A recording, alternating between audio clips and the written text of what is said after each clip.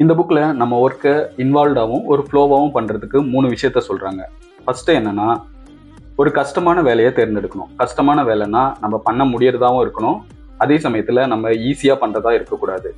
அதுக்கு இன்பிட்வீனில் நம்ம அந்த வேலையை சூஸ் பண்ணணும்.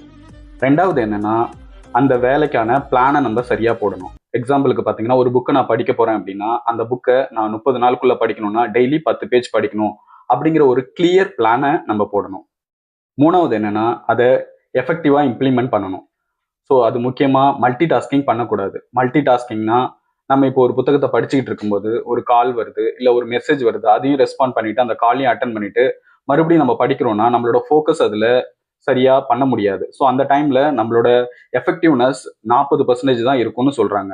ஒரு சர்வே என்ன சொல்லுதுன்னா 60% அவங்களால எஃபெக்டிவாக பண்ண முடியறதில்ல அப்படின்னு சொல்லுது. ஸோ நம்ம ஒரு ஃபோக்கஸ்டாக ஒரு வேலையை எடுத்தோம்னா அந்த வேலையை மட்டும்தான் பண்ணணும்.